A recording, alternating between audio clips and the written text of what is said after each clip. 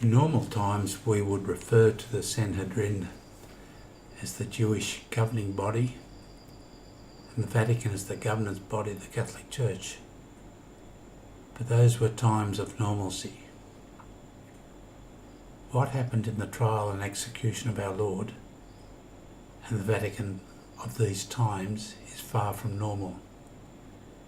We find elements that can hardly be said to have done the work of God. Let's firstly examine the terms. Definition of Sanhedrin. The Supreme Council and Tribunal of the Jews during post-exilic times, headed by a high priest and having religious, civil and criminal jurisdiction. That comes from Wikipedia. Vatican Superforce. This is a term used by Father Malachi Martin in his 1990 interview with Bernard Jansen at the 1 hour 11 minute mark. The link is below. I refer you to the Catholic Encyclopedia found at newadvent.org under Annas and Caiaphas. Note there are two ways to spell Caiaphas. Basically, the high priest at that time was a Roman political appointment. Annas had been deposed by the Romans 15 years prior to the trial, but he still was the person behind the power, being the father-in-law of Caiaphas. To understand the Vatican in this era, it is essential to listen to Martin's interviews with Jansen. It is evident in both the Sanhedrin and the Vatican Superforce that the work of God was not being done. But this is not my reason for doing this clip. My purpose in doing this clip is to demonstrate evidence of the demonic at work.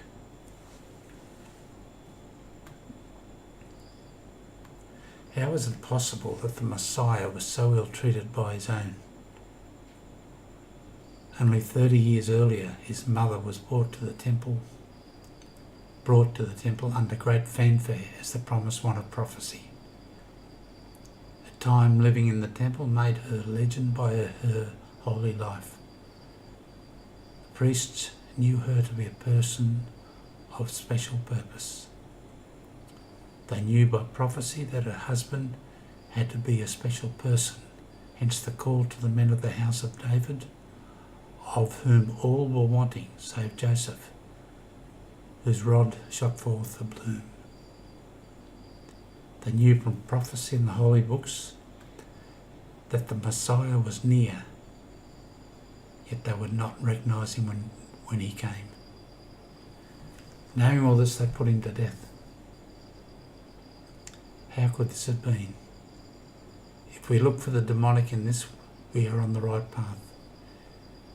In Emmerich's The Life of Jesus Christ and Biblical Revelations, link below, just after our Lord's expiry on the cross, PDF pages 1908 to 1920, we find a description of the happenings in these moments.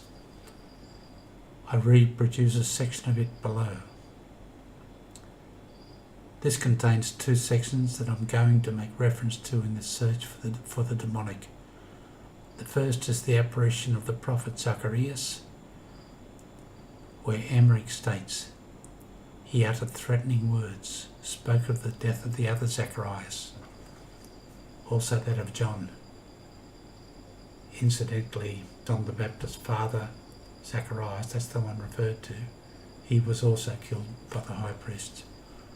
Also that of John, denominating the high priest the murderers of the prophets. This is a most serious allegation, or should I say, having come from this apparition, a fact. Were these high priests just bad, or were they demonic? Now let us examine the reference to Annas. Remember, he was the power behind the high priest Caiaphas.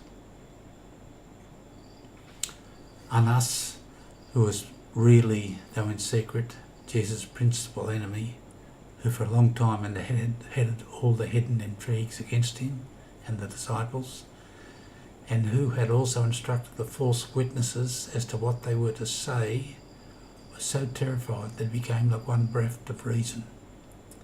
He fled from corner to corner through the most retired apartments of the temple. I saw him moaning and crying, his muscles contracted as if in convulsions, conveyed to a secret room where he was surrounded by several of his followers. Once Caiaphas clasped him tightly in his arms in order to raise his courage, but in vain. The apparition of the dead cast him into utter despair. Caiaphas, although excessively alarmed, had in him so proud and obstinate a devil that he could not allow his terror to be seen. This to me is a clear case of possession, and if we accept Emmerich's assertion or illumination that Caiaphas had a devil, then we have further proof. Reading the mystics in the Passion of our Lord, we find further assertions of demonic influence in the treatment he received. I can only conclude that there was a direct demonic influence in the Passion and death of our Lord, whereby he was condemned to death. Now let us examine the Vatican Superforce. There are so many things that can be referenced, from Leo XIII's vision to knowledge of Masonic infiltration to reference to Satan being unchained. See my separate clip. The link is below. Father Martin's expression of Superforce sums it all up perfectly. But there is one reference that must be made, and that is to Father Martin's enthronement of Satan in the Vatican, which is the first part of his book, Windswept House. This explains Paul VI's reference to the smoke of Satan entering the Vatican. This reference can be found at archive.org, Windswept House, link below, PDF pages 16 to 29. I've extracted these pages. If you email me, I can send them to you as an attachment. I can only sit back and meditate on this matter and watch it play out.